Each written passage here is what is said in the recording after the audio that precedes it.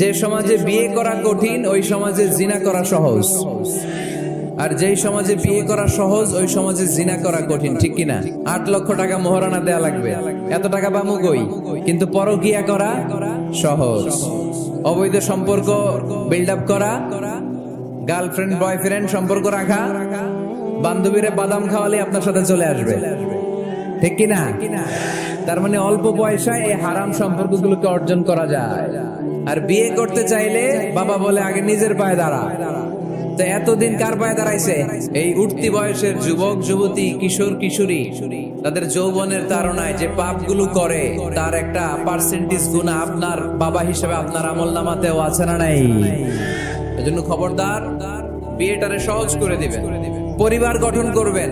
বিয়ের চাইতে ভালো কাজ পৃথিবীতে হতে পারে না। বিয়ে করলে রিজিক খুলে যায়, কপাল খুলে যায়। ওয়াদাটা কার? চিল্লায় বলেন কার? কাজী নজরুল ইসলাম অল্প বয়সে বিয়ে করেছেন। সফলতার কোনো শর্টকাট নাই, বিয়ে করেন, সফল বানিয়ে দিবে কে? ডানে আছে ক্ষমা আর জান্নাত, ডানে কি আছে? আর বায়া আছে আল্লাহর রাগ, ক্রোধ আর জাহান্নাম। সো সিদ্ধান্ত আপনাকে নিতে হবে, আপনি কোন দিকে যাবেন। এজন্য রাব্বুল আলামিন বলেন ওয়াসারিউ ইলা মাগফিরাতিন মির রাব্বিকুম ওয়া জান্নাতিন আরদুহাস সামাওয়াতু ওয়াল আরদু উইদ্দাত লিল মুত্তাকিন। সুবহানাল্লাহ পড়েন। ওয়াসারিউ ইলা মাগফিরাতিন মির রাব্বিকুম, ছোট ধাবিত হও, প্রতিযোগিতা করো রব্বে কারিমের দরবারে, ক্ষমা প্রাপ্তদের খাতায় নাম তুলো, ক্ষমার জন্য প্রতিযোগিতা করো আর জান্নাত লাভের প্রতিযোগিতা করো। আদেশটা কার? আমরাও ছুটি, আমরাও প্রতিযোগিতা করি, দুনিয়া কামানোর প্রতিযোগিতা, ঠিক কিনা? কেমন করে এই পৃথিবীতে ভালো থাকা যায়, কেমন করে অন্যের মেরে নিজের জায়গা জমি বাড়ানো যায়, কেমন করে দুর্বলের উপর অত্যাচার করে সমাজে সবল হওয়া যায়, কেমন করে প্রতিযোগিতার লড়াইয়ে ক্ষমতার দাপট দেখানো যায়, এগুলোর প্রতিযোগিতা। কেমন করে পেঁয়াজের দাম বাড়িয়ে দিয়ে খেটে খাওয়া মেহনতি মানুষের কষ্ট বাড়ানো যায়, কেমন করে দেশের সাধারণ জনগণের মধ্যে গুজব ছড়িয়ে দেয়া যায়, এগুলোর প্রতিযোগিতা, যাতে মানুষের কষ্ট হয়, যাতে আল্লাহ লানত তার উপর আসে। কিন্তু মুমিনরা কখনো এ ধরনের প্রতিযোগিতায় নামতে পারে। এজন্য আল্লাহ বললেন ওয়াসারিউ ইলা মাগফিরাতিন মির রাব্বিকুম ওয়া জান্নাতিন আরদুহাস সামাওয়াতু ওয়াল আরদু উইদ্দাত লিল মুত্তাকিন। আল্লাহর ক্ষমার দিকে ছোট, আল্লাহর জান্নাতের দিকে ছোট। যেই জান্নাত ছোট নয়, যেই জান্নাতটা সংকীর্ণ নয়, যেই জান্নাত হলো আকাশ জমিন বিস্তৃত। সুবহানাল্লাহ। উইদ্দাত লিল মুত্তাকিন, এই জান্নাতকে আল্লাহ তাআলা মুত্তাকিদের জন্য তৈরি করেছে। কাদের জন্য? আপনাদের জন্য তৈরি করেছে। আলহামদুলিল্লাহ পড়েন। মুত্তাকি কারা? যারা আল্লাহরে ভয় পায়। মুত্তাকি কারা? যারা আল্লাহকে না দেখে ভয় পায়, তাদেরকে কি বলে? মুত্তাকি। আল্লাহরে দেখছেন কখনো? লা তুদরিকুহুল আবসার, পৃথিবীর চামড়ার চক্ষু দিয়ে আমার রব আল্লাহ তাআলাকে দেখা যায় না, কিন্তু ওহুয়া ইউদরিকুল আবসার, তিনি সবাইরে দেখতে পায়। সুবহানাল্লাহ পড়েন। তিনি আমাদের দৃষ্টির অন্তরালে, কিন্তু আমরা তার দৃষ্টির অন্তরালে কশিন কালেও কখনো এক মুহূর্তের জন্য যেতে পারি না। মুত্তাকিনদের জন্য তিনি জান্নাতকে তৈরি করেছেন। এখন এই মুত্তাকিন কারা?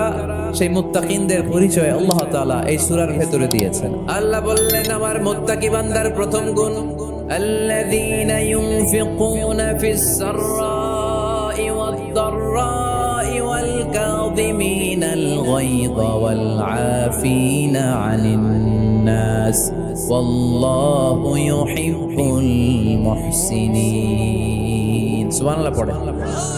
আল্লাযীনা ইউনফিকুনা ফিস সাররাই ওয়াদ দাররা, আমার মুত্তাকি বান্দারা সচ্ছল অসচ্ছল উভয় অবস্থায় দান করে। যখন তাদের কাছে বেশি টাকা থাকে তখন তারা বেশি দান করে, যখন কম থাকে কম দান করে, কিন্তু দান করে, ঠিক কিনা? দান করার ধারাবাহিকতা কখনো থামায় না।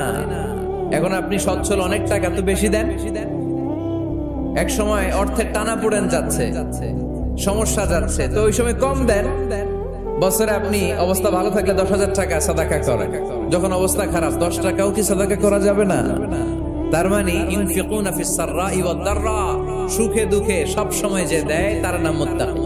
মদিনার সাহাবীদের মধ্যে সবচেয়ে গরীব সাহাবী ছিলেন সাইয়েদনা বেলাল রাদিয়াল্লাহু তাআলা আনহু। নিজের লজ্জাস্থান ঢাকার কাপড়টা ছাড়া তার কাছে দ্বিতীয় কোনো কাপড় ছিল না। সকালে যদি খাবার পেত, দুপুরে খাবার ছিল না, দুপুরে পেলে রাতের জন্য ছিল না, আজকে খাবার থাকলে কালকে নাই। মদিনার সবচেয়ে গরীব সাহাবী বেলাল রাদিয়াল্লাহু তাআলা আনহু, লজ্জাস্থান ঢাকার জন্য শুধু একটা জামা ছিল, গায়ে দেওয়ার মতো কোনো জামা নাই। এই সাহাবীর মতো গরীব কোন সাহাবী মদিনার জমিনে নাই। এই বেলাল রাদিয়াল্লাহু তাআলা আনহুকে বিশ্বনবী ডেকে বললেন, ইয়া বেলাল আনফিক ইয়া বেলাল লা তাখশা মিন যিল আরশি ইকলালা। ও বেলাল, আল্লাহর রাস্তায় দান করো, কারণ আমার আল্লাহর ধনভাণ্ডারের কমতি নাই। সাইয়েদনা বেলাল রাদিয়াল্লাহু তাআলা সবচেয়ে গরীব, টাউন পার্টটা ঢাকার মতো একটা গার্মেন্ট ছিল, একটা কাপড়, এটা পেঁচায় আসতো, নামাজ পড়তো, গায়ে রাখার মতো কোনো জামা নাই, আর খাবার দাবার টাকা পয়সা বলতে নাই। ওই সাহাবীরে বিষ্ণু ইসলাম বললেন, আনফিক বেলাল, বেলাল তুমিও দান করো, তুমিও দাও, দানের হাতকে প্রশস্ত করে দাও। আনফিক ইয়া ইবনা আদম উনফিক আলাইক, এ বনি আদম দাও, দিলে আমি তোমারে দেব। যারা দান করে বেশি তাদেরকে দেয় কে? দিলেই আসবে, না দিলে আসে না।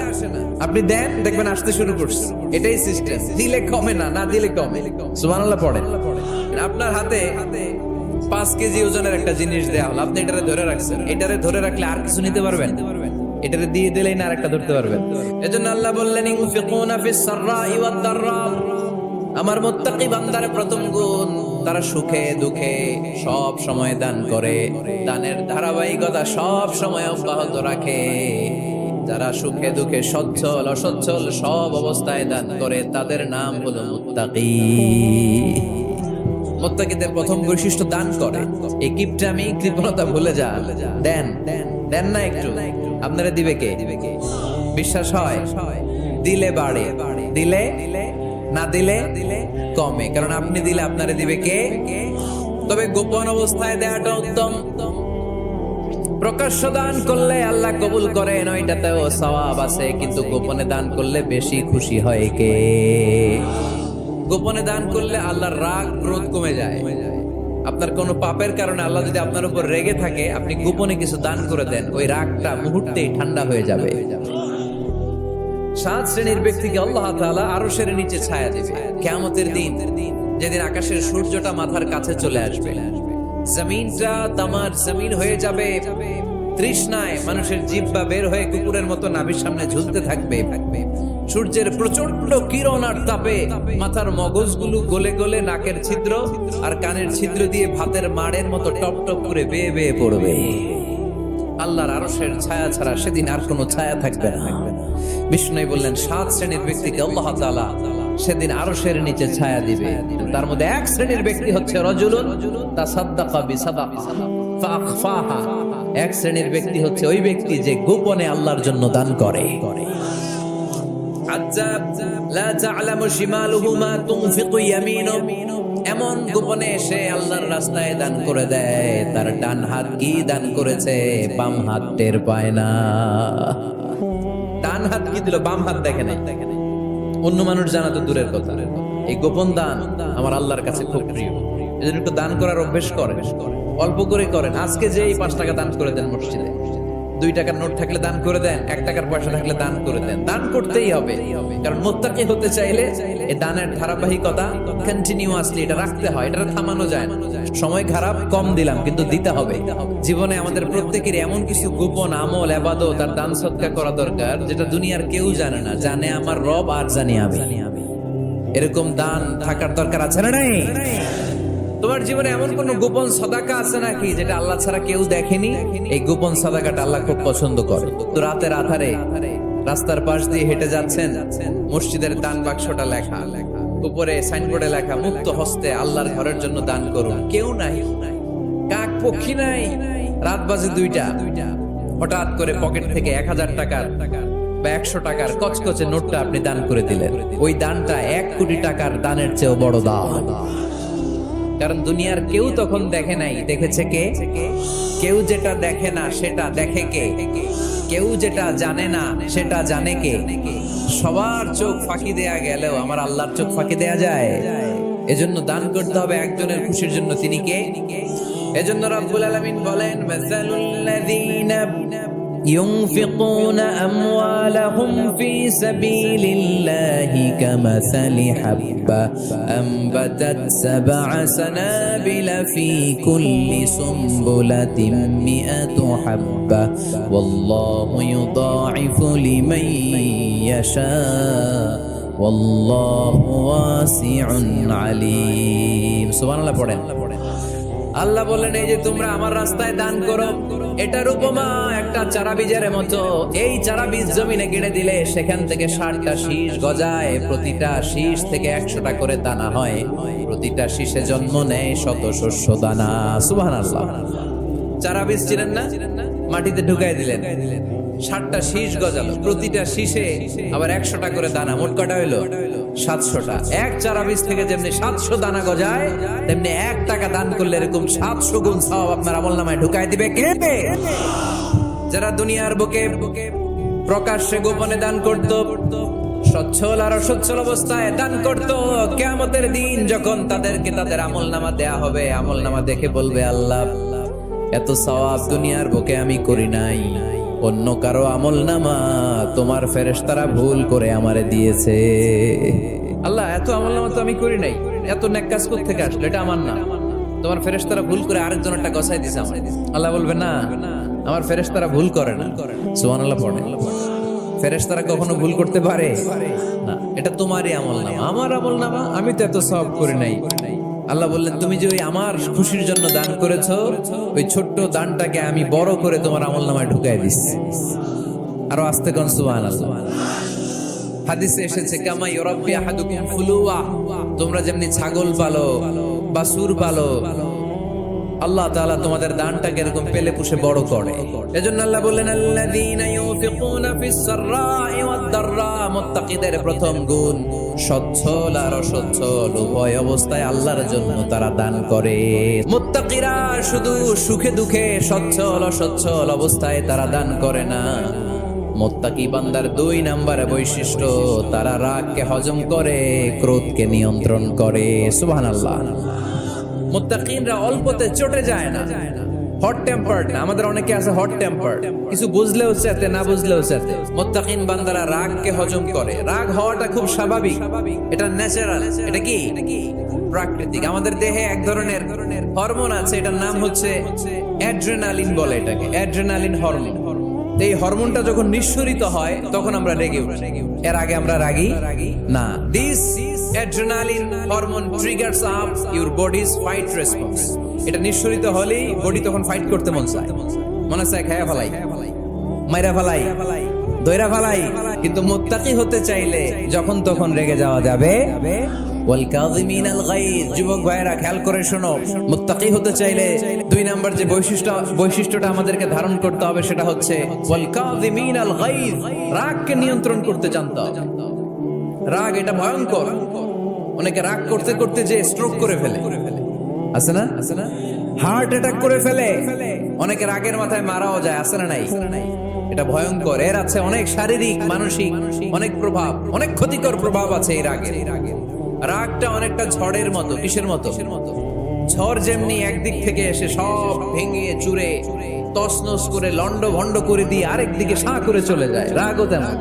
একদিক দিয়ে আসে, সব শেষ করে দিয়ে আরেক দিকে চলে যায়, ঠিক কিনা? এর রাগের মাথায় পৃথিবীতে কত খুন খারাপি ঘটেছে, ঠিক কিনা? বাবা ছেলের মধ্যে রাগ আছে না নাই? বন্ধু বন্ধুর মধ্যে, বন্ধু কয় এটা আমারে দে, ওই বন্ধু বলে না দিব না, রেগে গেছে, কিলাকিলি ঘুষাঘুষি আছে না নাই? বাবা ছেলের মধ্যে জমি জমা নিয়ে হয় না অনেক সময়? বাবা কয় এই জমি তুই পাবি না, পোলা কয় আমার এই দিবা তুমি। বাপে কয় না দিমু না, পোলা কয় দিবা। বাপে কয় তোরে তেজ্য পুত্র করে দিলাম, পোলা কয় তোমার মাথায় আমি কোপ মাইরা দিলাম। আছে না? লেগে গেল, মারাত্মক ঝগড়া। হাজবেন্ড ওয়াইফের মধ্যে এগুলো আর হয় না, তাই না? রাগারাগি।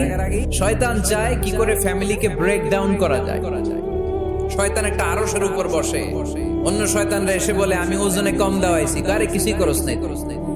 আরেকজন এসে বলে আমি সুদ খাওয়ানোর ব্যবস্থা করে দিয়ে আসছি, কারে এটা কিছুই না। আরেকজন এসে বলে মাদ্রাসায় যাচ্ছিল আমি সরাই দিছি, কারে এটা কিছুই না। আরেক শয়তান এসে বলে আমি স্বামী স্ত্রীর মধ্যে বিচ্ছেদ ঘটায় দিছি। ইবলিশ শয়তান তখন এটারে নিয়ে নাচতে শুরু করে দেয়। এজন্য স্বামী স্ত্রীর মধ্যে ঝগড়া আছে না নাই? হাজবেন্ড বলে একটা, ওয়াইফ বলে আরেকটা, আছে না নাই? ছোট্ট ঝগড়া থেকে মাথা গরম করে রাগের মাথায় তালাক দিয়ে ফেলে। এজন্যই রাগ ভয়ঙ্কর। এর রাগের কারণে বন্ধু বন্ধুর সম্পর্ক নষ্ট হয়, হাজবেন্ড ওয়াইফের মধ্যে ডিভোর্স হয়ে যায়, বাবা ছেলের মধ্যে সম্পর্ক ছিন্ন হয়ে যায়। এটা ঝড়ের মতো। এজন্য মুমিনরা চাইলেই চট করে রেগে যেতে পারে। এজন্য রাগ নিয়ন্ত্রণের দরকার আছে না নাই?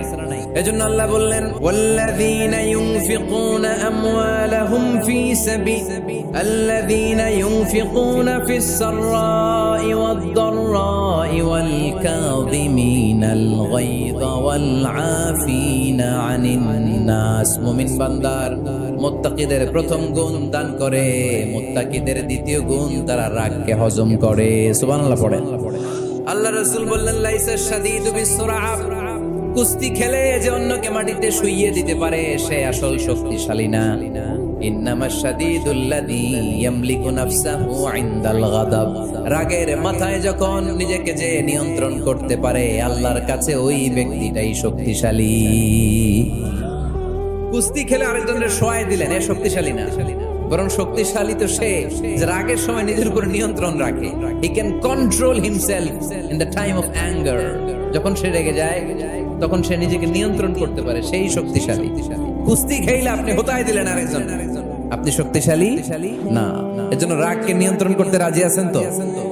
এক সাহাবী এসে বলল ইয়া রাসূলুল্লাহ আউসিনি ইয়া রাসূলুল্লাহ, ও নবী আমারে নসিহত করেন, আমারে কিছু উপদেশ দেন। বিশ্বনবী বললেন লা তাগদাব, তুমি রেগে যেও না। সাহাবী বললেন আরেকটা উপদেশ দেন। বিশ্বনবী বললেন লা তাগদাব, রেগে যেও না। সাহাবী বললেন ও নবী আরেকটা উপদেশ দেন। বিশ্বনবী তৃতীয়বারের জন্য বললেন ও সাহাবী তুমি রেগে যেও না, লা তাগদাব, রেগে যেও না। কারণ রেগে গেলেন তো হেরে গেলেন, রেগে গেলেন হেরে গেলেন। অনেকে আপনারা রাগাতে চাইবে নানা ভাবে, কিন্তু আপনি রাখবেন না। আপনার সাথে ঝগড়া করতে চাইবে, পায়ে পাড়া দিয়ে ঝগড়া করতে চায়, এরকম আছে না নাই? আপনারা রাগাতে চায়, ফুসলাতে চায়, কিন্তু মুমিনরা মুত্তাকিনরা তারা যেন তেন কোনো কারণে রেগে যায় না, তারা তাদের রাগকে হজম করে। আলহামদুলিল্লাহ পড়েন। আল্লাহ রাসূল সাল্লাল্লাহু আলাইহি ওয়াসাল্লাম কখনো রাখতেন না, কখনো না। ওনার উপর অনেক অত্যাচার হয়েছে, উনি রাগেন নাই, উনি ক্ষমা করে দিয়েছেন। কি করেছেন? আল্লাহ রাসূল সাল্লাল্লাহু আলাইহি ওয়াসাল্লাম যখন মক্কায় নামাজ পড়তেন, আল্লাহ রাসূল সাল্লাল্লাহু আলাইহি ওয়াসাল্লাম যখন রুকুতে যেতেন, সিজদায় যেতেন, পিঠের উপরে পচা উটের নাড়ি ভুঁড়ি চাপিয়ে দেয়া হতো। আল্লাহ রাসূল কখনো রেগেছেন? কথা বলেন। তায়েফের ময়দানে দাওয়াত দিতে গেলেন, পাথর মারা হলো, তিনি রেগেছেন? বাড়ি থেকে বের করে দেয়া হলো, বাধ্য হয়ে মক্কা থেকে মদিনায় হিজরতে গেলেন। মক্কার দিকে তাকিয়ে তাকিয়ে চোখের পানি ছাড়লেন আর বললেন মক্কা তো হাব্বুল বিলাদ ইলাইয়া, আমার কাছে সবচেয়ে প্রিয় শহর মক্কা শহর।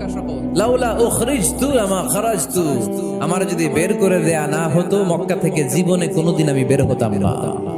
তারপরেও বিশ্বনবী রাগেন নাই।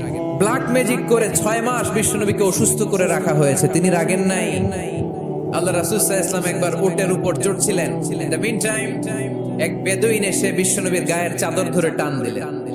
হাদিসের বর্ণনাকারী সাইয়েদনা আনাস রাদিয়াল্লাহু তাআলা উনি বলেন কুনতু আমশি মা রাসূলিল্লাহ, আমি একবার রাসূল সাল্লাল্লাহু আলাইহি ওয়াসাল্লামের সাথে হাঁটছিলাম, ওয়া আলাইহি বুরদুন নাজরানি গলিদুল হাশিয়া, আর রাসূল সাল্লাল্লাহু আলাইহি ওয়াসাল্লামের গায়ে ছিল চাদর। তো আল্লাহ রাসূল যখন চাদর গায়ে দেয়া, ওই বেদুইন যখন চাদর টান দিয়েছে, ওই খসখসে ডিজাইন আল্লাহ রাসূল সাল্লাল্লাহু আলাইহি ওয়াসাল্লামের ঘাড়ের চামড়া ছিঁড়ে ফেলেছে। আসছিল ভিক্ষা করতে, বেদুইন আসছে কি করতে? ভিক্ষা চাওয়ার স্টাইল দেখেন, ভিক্ষা চাওয়ার স্টাইল দেখছেন?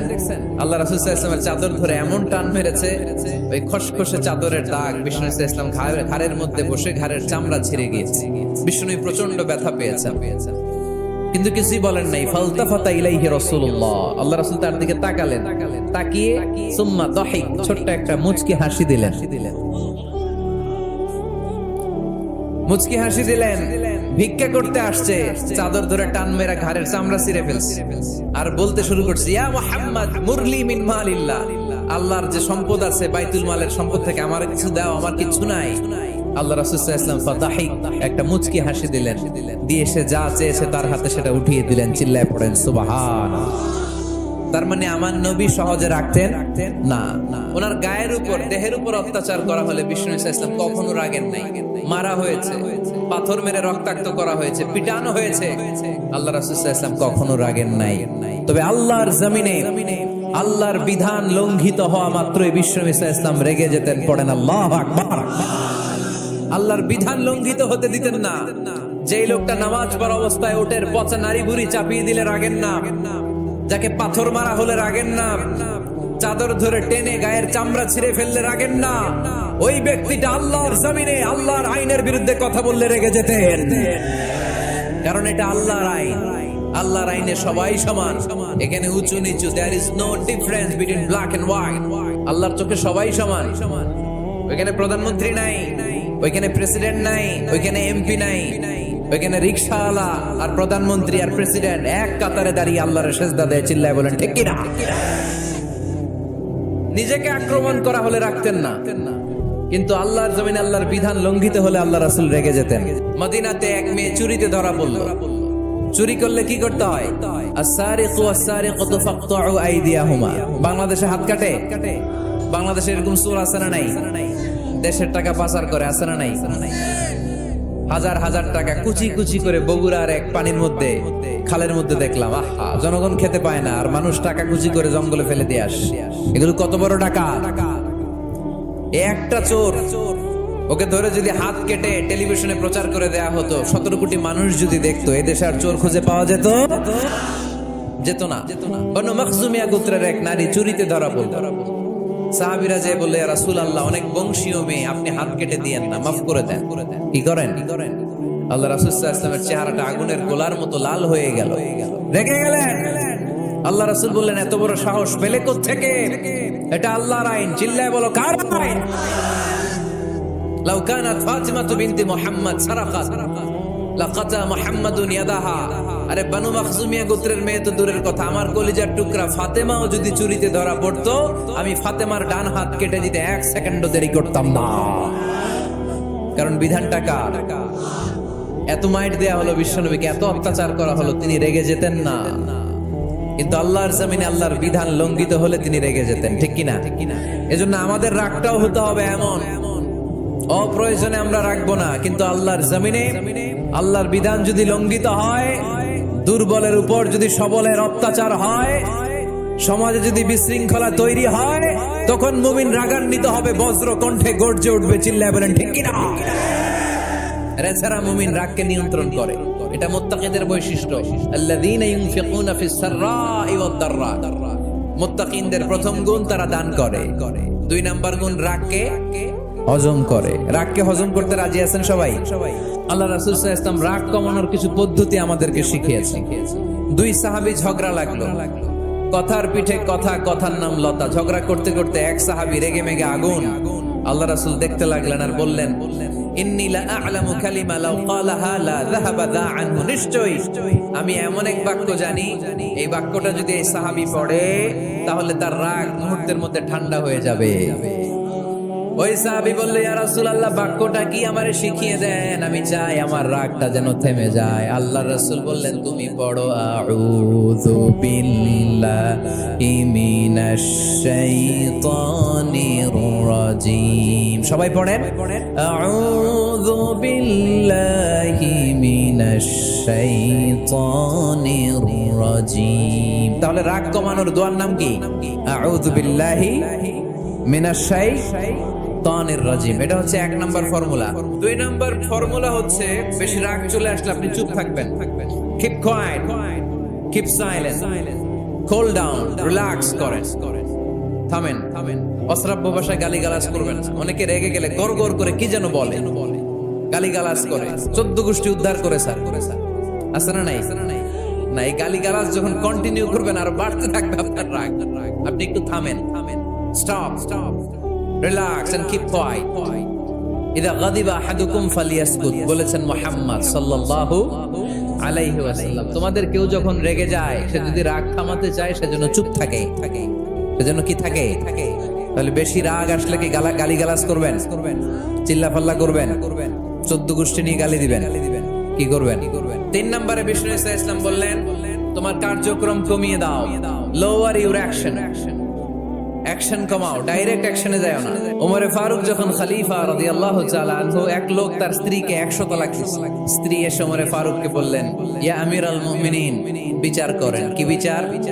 আমার স্বামী তো আমার 100 তালাক দিছে। কয় তালাক? ওমরে ফারুক বললেন, তোমার স্বামীকে ডেকে আন। ডেকে আনা হলো। বলল, ঘটনা কি? তালাক দিবা 3টা, 100টা দিলা কেন? কয় রাগ হয়েছিল অনেক, মেজাজ গরম হয়ে গেছিল। ওমরে ফারুক বললেন, চাই আর তালাক মিন শিআরিল্লাহ, তালাক হচ্ছে আল্লাহর শিআর, এটা কোরআনের আইন, এটা নিয়ে ফাইজলামি করলি কেন? এদিকে আয়, বিচার করি। জামাই বউরে বসায় তিনি বিচার করে দিলেন, 3 তালাকে তোর বউ তালাক, বাকি 97 তালাক তোর পিঠের উপর পড়বে। কই পড়বে? এবার জল্লাদ নিয়ে আসা হলো, চাবুক নিয়া, ওয়াহিদ, ইসনাইন, তালাতা, আরবা, খামসা, এক একটা চাবুক মারে আর সিল্লান মাইরা ওঠে স্বামী। কয় সব তালাক তোর পিঠের উপরে দিলাম। এরকম বিচার যদি ওমরে ফারুকের মতো বাংলার জমিনে থাকতো, একটা বদমাইশও খুঁজে পাওয়া যেত? লোয়ার ইউর অ্যাকশন, রেগে গেলে অ্যাকশন কমান, ডাইরেক্ট অ্যাকশন মেরেন না, কার্যক্রম কমিয়ে দেন।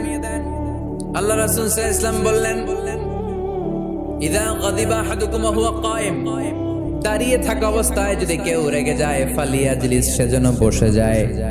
ফা ইন যাহাবা আনহুল গাদাবু ওয়া ইল্লা ফালিয়াত্তাজি, বসে যাওয়ার পরেও যদি তার রাগ কমে না যায়, সেজন্য শুয়ে যায়।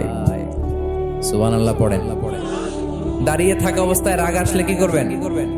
বসা অবস্থায় রাগ আসলে, শোয়া অবস্থায় রাগ আসলে ঘুমায় যাবেন। অনেক ভালো মানুষ এলাকার লোকেরা, শোয়া অবস্থায় রাগ আসলে চোখ বন্ধ করে ঘুমায় যাবেন। এরপর সুন্দর সুন্দর স্বপ্ন দেখতে শুরু করবেন। রাগ আর নাই। কত সুন্দর ফিলোসোফার ছিল বিষ্ণু ইসলাম। এই কথাগুলোর দাম কত জানেন? ওজন কত জানেন? কিভাবে আমাদেরকে তিনি সভ্য বানাতে চেষ্টা করেছেন, কিভাবে আমাদেরকে সুখী সমৃদ্ধ মানুষ বানাতে চেষ্টা করেছেন। দাঁড়িয়ে থাকলে যদি রেগে যাও, বসে পড়ো। বসে গেলেও যদি রেগে যাও, শুয়ে পড়ো। সুবহানাল্লাহ পড়েন। তার মানে রাগ কমানোর 1 নাম্বার ফর্মুলা আউযুবিল্লাহ পড়বেন, 2 নাম্বার ফর্মুলা চুপ থাকবেন, 3 নাম্বার ফর্মুলা অ্যাকশন কমিয়ে দিবেন, দাঁড়ালে বসবেন, বসে থাকলে শুয়ে যাবেন। 4 নাম্বারে বিশ্বনবী বললেন, তারপরেও যদি তোমার রাগ কমে না যায়, ঠান্ডা পানি দিয়ে ওযু করো, রাগ কমায় দিবে কে? ওযু করেন ঠান্ডা পানি দিয়ে, রাগ কমায় দিবে কে? আল্লাহ রাসূল সাল্লাল্লাহু আলাইহি ওয়াসাল্লাম বলেন, শয়তান, ইন্নাল গাদাবা মিনাশ শাইতান, নিশ্চয় রাগ আসে শয়তান থেকে। রাগ এনে দেয় কে? রাগ এনে দেয় শয়তান। ওয়া শাইতানু খুলিকা মিনান নার, শয়তান তৈরি আগুন দিয়ে। শয়তান তৈরি কি দিয়ে? ওয়ান নারু তুতফাউ বিল মা, আর আগুন নিভায় পানি দিয়ে। আগুন নিভায় কি দিয়ে? এজন্য তোমাদের কেউ যখন রেগে যায়, ইদা গাদিবা আহাদুকুম ফালিয়াতাওয়াদ্দা, সেজন্য ঠান্ডা পানি দিয়ে ওযু করে তার রাগটারে ঠান্ডা করে দিবে কে? সুবহানাল্লাহ পড়েন। এজন্য আল্লাহ বললেন, আমার মুত্তাকিদের বৈশিষ্ট্য হলো আল্লাযীনা ইউনফিকুনা ফিস সাররাই ওয়াদ দাররাই ওয়াল কাযিমিনাল গায়যা ওয়াল আফিনা আনিন নাস। মুত্তাকিন বান্দারা সুখে দুঃখে দান করে, রাগ ক্রোধ আসলে এটাকে তারা হজম করে। মুত্তাকিনদের 3 নাম্বার বৈশিষ্ট্য হলো, তাদের সাথে কেউ অন্যায় করলে তারা ক্ষমা করে।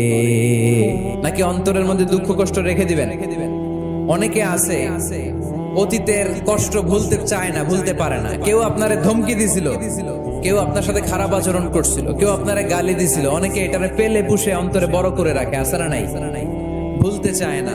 মনের ভেতরে রাগ পেলে পুষে রাখা ঠিক না। মনে মনে কয়, তুই আমারে মারছিলি, আমি তোরে মারো।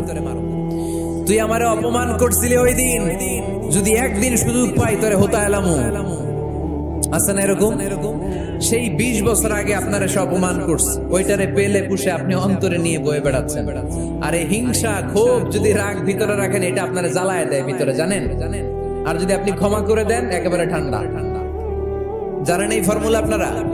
এজন্য রাগ, ক্ষোভ, হিংসা কখনো অন্তরে পুষে রাখতে নাই। মা যাদাল্লাহু আবদান বিআফবিন ইল্লা ইজ্জান। কোন বান্দা যদি তার অন্য কোন ভাইকে ক্ষমা করে দেয়, আল্লাহ তাআলা এই ক্ষমাকারীর সম্মান আর মর্যাদাকে বাড়িয়ে দেয়। আল্লাহ তাআলা নিজে ক্ষমাশীল, তিনি ক্ষমা করাকে পছন্দ করেন, তাই আমাদের বেশি বেশি ক্ষমা করা দরকার। এজন্য এখন কেউ যদি আপনার সাথে খারাপ আচরণ করে, আপনার উপর জুলুম করে, অন্যায় করে, কি করবেন? মাফ করে দিবেন। মাফ করতে রাজি আছেন তো? আচ্ছা, সবাই বুঝে শুনে উত্তর দেন। আল্লাহ পাক আমাদের সব গুনাহগুলো ক্ষমা করে দেখ, আমরা চাই কি চাই না? আল্লাহ আমাদেরকে মাফ করুক, আমরা চাই কি চাই না? দেখেন, আমরা কিন্তু ঠিকই আল্লাহর কাছে ক্ষমা চাই, কিন্তু আমরা নিজেরা নিজেদেরকে ক্ষমা করতে পারি না।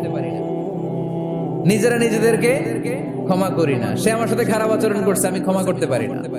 ও আমারে গালি দিছিল, আমি ক্ষমা করি না, কিন্তু আমি কিন্তু ঠিকই আল্লাহর কাছে ক্ষমা চাই। মনে রাখবেন কিশোরগঞ্জের ভাইয়েরা, আল্লাহর কাছ থেকে ক্ষমা পেতে হলে আগে ক্ষমা করতে হবে। ঠিক কিনা বলেন?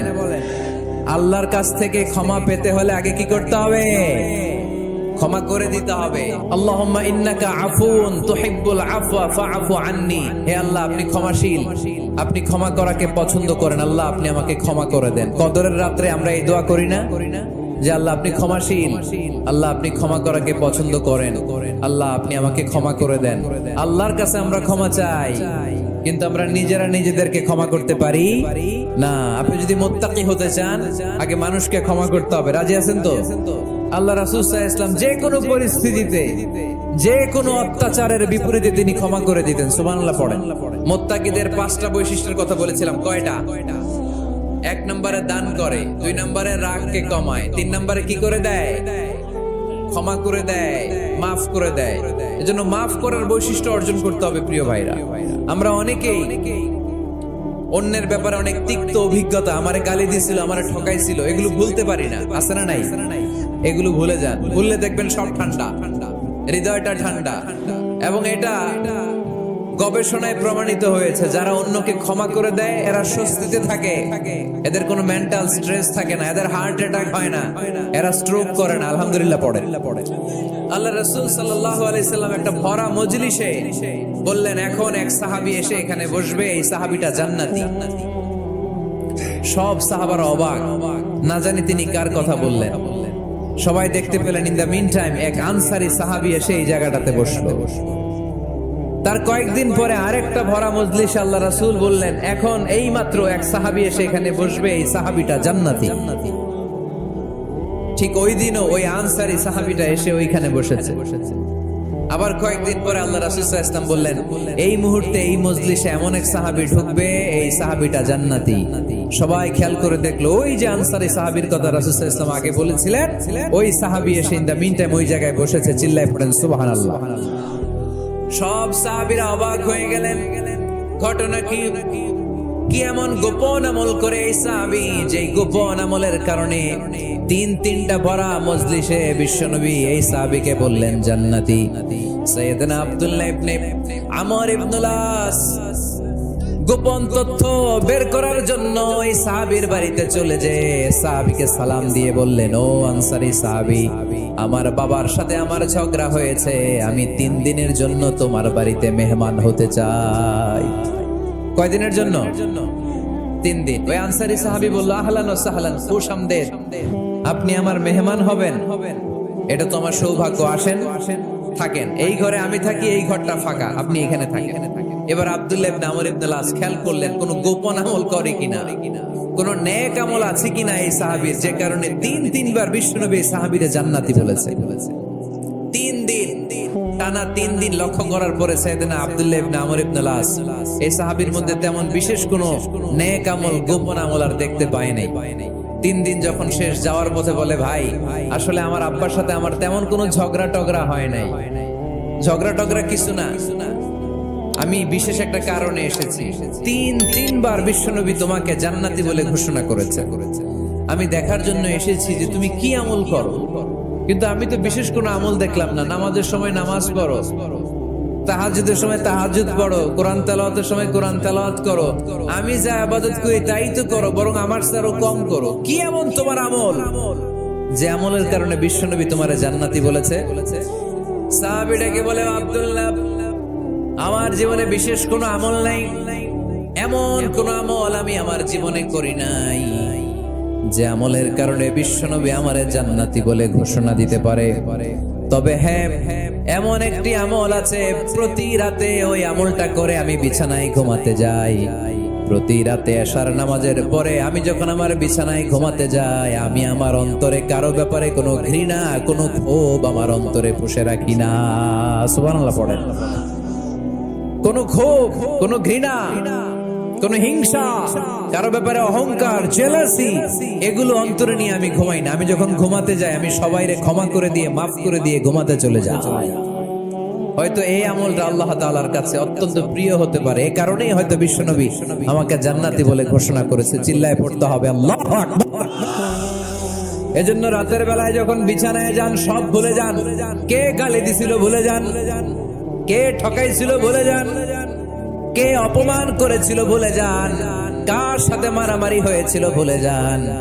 বিছানায় যাওয়ার আগে সবাইরে মাফ করে দিয়ে একটা প্রশান্ত আত্মা নিয়ে ঘুমাতে যান। ওই সাহাবীর মতো আপনারাও জান্নাতি বানাবে কে?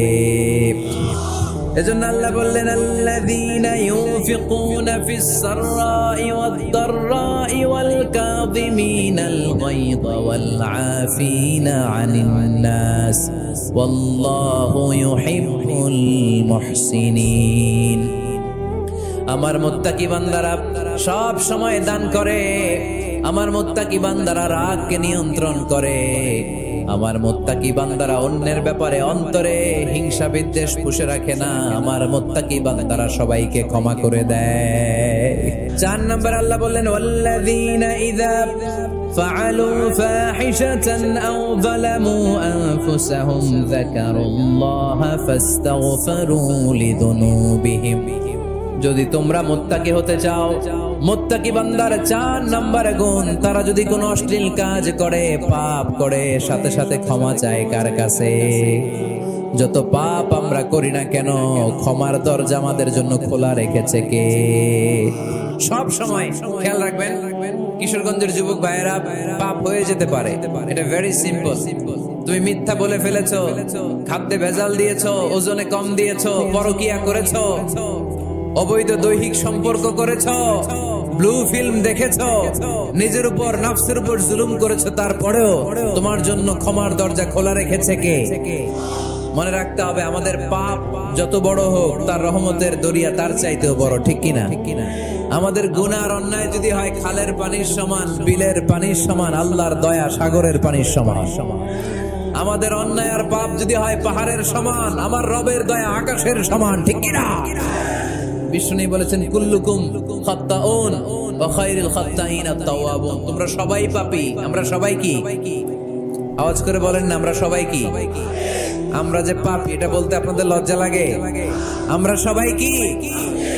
শুধু কি পাপী? পাপীর ঘরের পাপী, 14 গোষ্ঠী পাপী। আমি পাপী, আমার বাবা পাপী, আমার মা পাপী, আমার দাদা পাপী, আমরা সবাই পাপী। আল্লাহ রাসূল বললেন, কুল্লুকুম খাত্তাউন, তোমরা সবাই পাপী, ওয়া খায়রুল খাত্তাইন আত-তাওয়াবুন। আর এই পাপীদের মধ্যে সবচেয়ে ভালো পাপী ওই পাপী যেই পাপী পাপ করার পরই তওবা করে, ইস্তেগফার পড়ে, ঠিক কিনা? এজন্য আল্লাহ বললেন, আমার মুত্তাকি বান্দারা যদি ভুল করে, আমার মুত্তাকি বান্দারা যদি অন্যায় করে, সাথে সাথে ক্ষমা চায় কার কাছে? ক্ষমার দরজা আমাদের জন্য খোলা আছে না নাই? আমরা যদি ভুল করি, অন্যায় করি, আমরা পড়ি, রব্বানা যালামনা আনফুসানা ওয়া ইন লাম তাগফির লানা ওয়া তারহামনা লানাকুনান্না মিনাল খাসিরিন। ও আল্লাহ, ভুল করেছি, অন্যায় করেছি, পাপ করেছি, গুনাহ করেছি, নফসের উপর জুলুম করেছি, তুমি যদি মাফ না করে দাও, আমাদেরকে মাফ করার দুনিয়াতে কেউ নাই, ঠিক কিনা? এজন্য আল্লাহ বলেন, মুত্তাকিদের 4 নাম্বার গুণ, ভুল হতেই পারে কিন্তু নিরাশ হয়ো না, হাল ছেড়ে দিও না, তোমাদের জন্য আমি আল্লাহর ক্ষমার দরজা খোলা আছে না নাই? 24 ঘন্টা খোলা। সকালে ভুল করছেন, মাফ চাইবেন কার কাছে? দুপুরে ভুল হয়েছে, মাফ চাবেন কার কাছে? রাতে ভুল হয়েছে, মাফ চাবেন কার কাছে? কারণ মুমিন বান্দারা জানে, ওয়ামাই ইয়াগফিরুয যুনুবা ইল্লাল্লাহ। মুত্তাকিনরা জানে, আল্লাহ ছাড়া গুনাহ ক্ষমা করার কেউ নাই। তাই গুনাহ হলে, পাপ হলে আমরা ক্ষমা চাই কার কাছে? যদি পাপ হয়ে যায়, অন্যায় হয়ে যায়, ওযু করে জায়নামাজটা বিছিয়ে চোখের পানি ছেড়ে দেন, চোখের পানি চোখ বে নাকের ডগাবে জমিনে পড়ার আগে ওই অনুতপ্ত বান্দার জীবনের সব গুনাহ মাফ করে দেয় কে? চোখের পানি ছেড়ে আল্লাহরে বলেন, আল্লাহ ওমাই ইয়াগফিরুদ যুনুবা ইল্লাল্লাহ